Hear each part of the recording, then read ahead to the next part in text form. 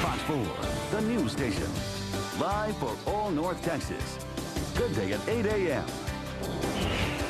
And a good morning to you. I'm Megan Henderson. And I'm Tim Ryan. We're going to talk about, this was probably a problem years ago that my parents had. Really? Were you Yes. the class clown? What if the teacher says, your child is the class clown? Guess what? That might not be good news at all. Yeah, a lot of folks or parents think, yeah, it is good news because it means my child is relatively popular. Gets and along with gets others. along with people. Is a troublemaker. May not be the case. The fact that your child is a class clown may actually be hiding other issues. We will talk about that coming up in just a bit. Coming up on Good Day, all joking aside, class clowns could be in need of professional help.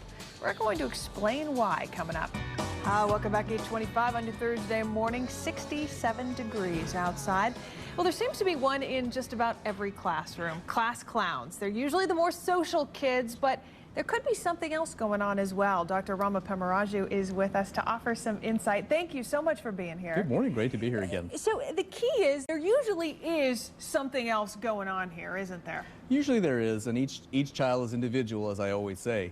But really, you've got to look at what's going on behind the antics of the class clown. Is there something going on in the family? Is this person compensating because their grades are terrible? Yeah. Or do they have attention deficit disorder and they're trying to get attention because they don't really feel very good about themselves? Yeah, many of them just simply love the attention, they want the attention, and they certainly get it. Absolutely. They get it both in positive and negative ways. Yeah. Their humor can hurt and harm, but at the same time, you want to take some precautions to not overjudge or criticize the class clown. What's interesting, I thought, that you said is that many of these kids actually have very poor social skills. I mean, you wouldn't think that. You'd think these are the ones who are getting up there. These are the ones who are talkers. Right.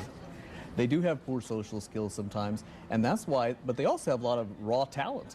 And so you got to set the limits of what's appropriate, but also keep in mind that their talents could be utilized in very interesting and creative ways. Yeah, because interestingly enough, a lot of these kids are very, very creative, and they Brilliant just really sometimes. have no outlet at all. No outlet, and a lot of times they don't have a lot of opportunity, so they seize the moment because they're very attention-seeking. Yeah. They're craving that attention and the need to be accepted and loved. And some of these kids, you also say, might be extremely worried or extremely nervous kids as well. Absolutely. Some kids are very anxious. Some kids are coming from very difficult families where there's divorce or even alcoholism going on. So the teachers and counselors really need to be sensitive in terms of what's really going on behind the antics. All right, so some tips to actually tame the class clown. First thing you got to do is you got to talk to your child about their behavior.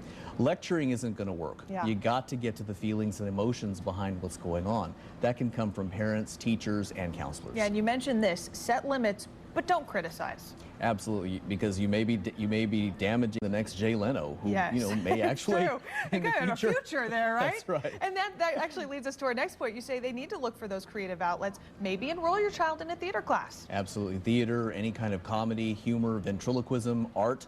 Yeah. It's really a cry to express what's really inside, but they may not know exactly how. Yes, and you also say if you do need to reward the child, you want to make it for not acting up, right? You don't want the acting up, and you got to navigate what's appropriate and what's not appropriate in the classroom and in other settings. Dr. Rama Pemmaraju, always such interesting insight. Thank you so much for being here. Thank you. We'll see you again.